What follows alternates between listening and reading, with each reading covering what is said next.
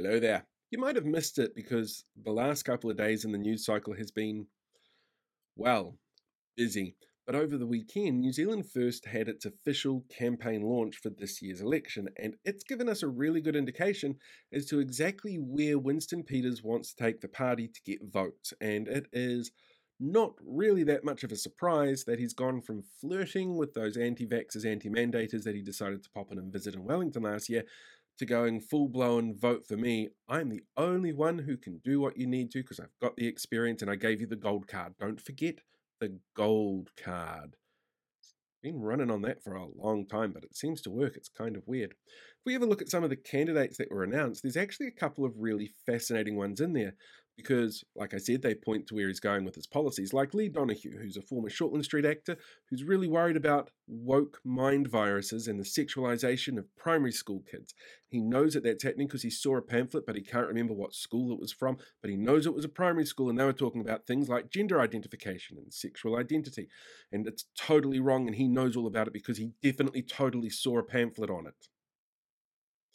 Then you've got people like Casey Costello, who is Ngāpuhi descent and also a spokesperson for Hobson's Pledge, and she has been for the last 7 years. She's what you would describe as a racist favourite person of colour. She'll be running in the Port Waikato ward. There's an anti-vax doctor in there, and there's actually a councillor from Matamata Piako, Caleb Ansell, who you might remember from the series I did last year on terrible local body politics candidates you probably shouldn't vote for. He was on that list because he's got really strong links to New Conservatives. He's jumped ship this time, but he ran for the New Cons in 2020, where he turned around and said a whole bunch of terrible things about then Prime Minister Jacinda Ardern, and it was just typical New Con bullshit.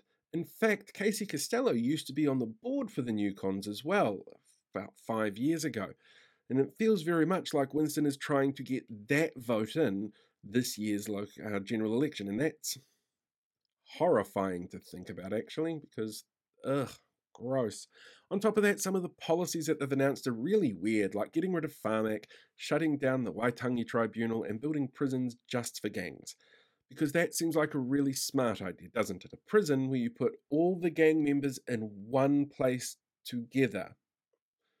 It was one of the biggest criticisms from the National Party policy of having youth camps, where you basically gave other kids that were causing problems and put them together and make them fitter, faster, stronger.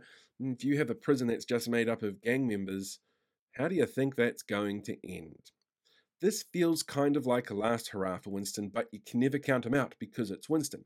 If anybody in our political system has earned the right to retire and sit on a deck smoking cigars and drinking whiskey, then it's him. Please help make sure that he does that this election. Like, he gets the picture that it is time to move on. It's time for New Zealand First to go ahead without Winston Peters at the helm. But if he has to lose another election to do that, then I guess we're going to have to help him with that.